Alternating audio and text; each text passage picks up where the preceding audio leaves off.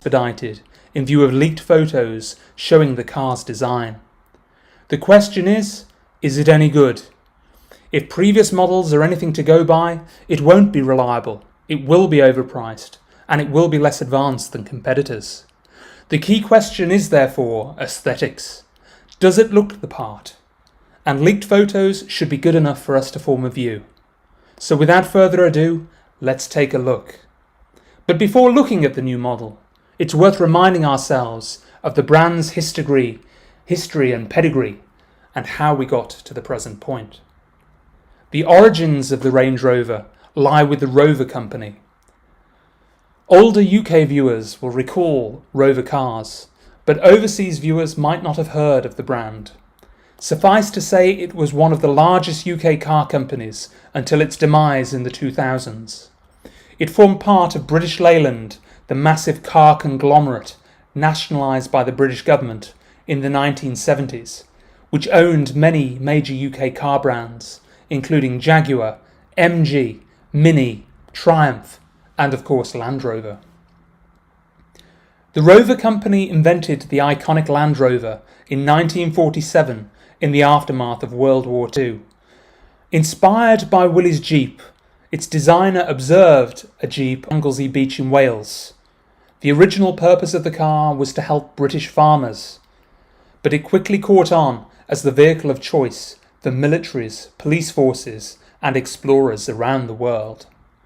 It was such a successful go-anywhere vehicle and such a staple in the final days of the British Empire and early days of the Commonwealth that it is said that the first car ever seen by half the world's population was a Land Rover.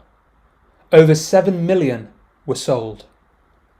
Tough and capable as the Land Rover Defender was, no one could accuse it of being luxurious or dynamic. In the 1950s, the Rover company experimented with the Road Rover, before going on to build the first Range Rover prototype in 1967. Leather trim and automatic transmissions, a staple of any luxury car, arrived as late as 1984, some 14 years after production commenced. Humble origins indeed for the king of the luxury SUV.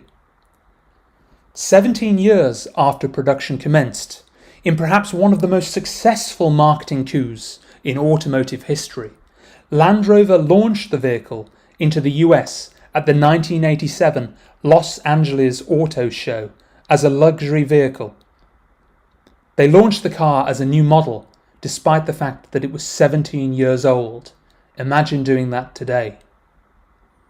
Prior to that, if you wanted a Range Rover in the US, you had to import one through the grey market or through Aston Martin's American division. In 1992, Land Rover provided a stretched long wheelbase version and air suspension, laying the foundations of the modern luxury car we know today.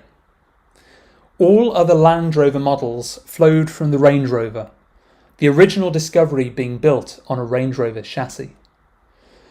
But Range Rover didn't just lay the foundations for Land Rover's success, but also BMW SUVs and their many, many competitors that have since followed.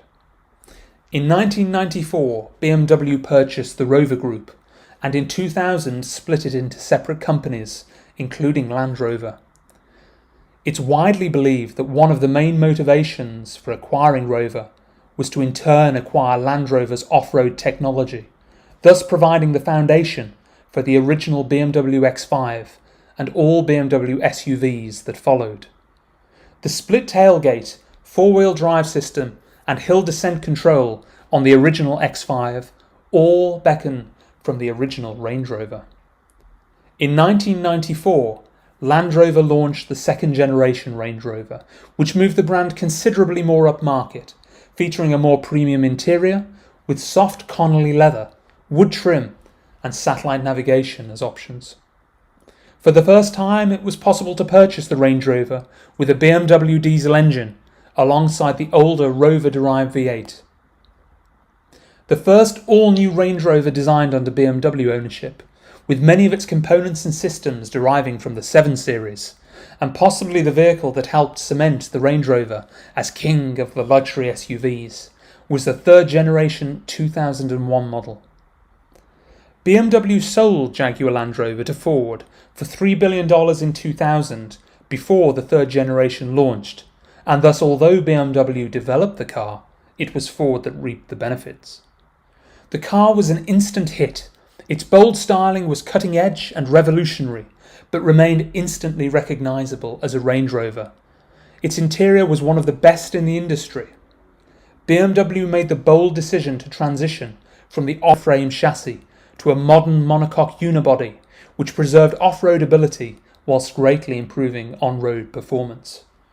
It was undoubtedly the king of luxury SUVs, with sales to match, although reliability was not good, and the car, whilst luxurious, was somewhat lethargic when equipped with the early diesel engines, the air suspension being tuned for comfort rather than handling, with the car feeling somewhat cumbersome in the corners.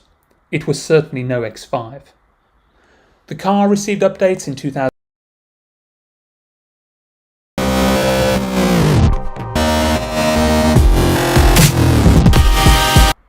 More at home in the countryside than a pair of Wellington boots, more at ease outside the Ritz than an Armani dinner jacket, and more iconically royal than a corgi dog, the Range Rover has always had an aspirational appeal that belies its excessive price tag, notoriously poor reliability and build quality, and objective inferiority to its German competition.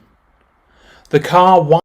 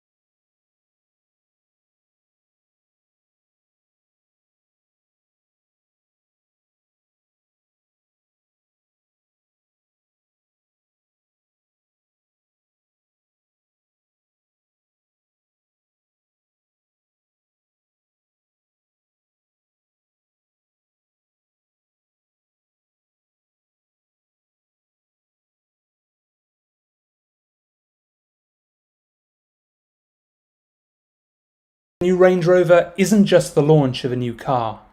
By conventional automotive wisdom, it's the coronation of the new king of the SUVs, an early Christmas present for royals, pontiffs, prime ministers, nobility, ambassadors, plutocrats, celebrities and aspirants alike, who doesn't just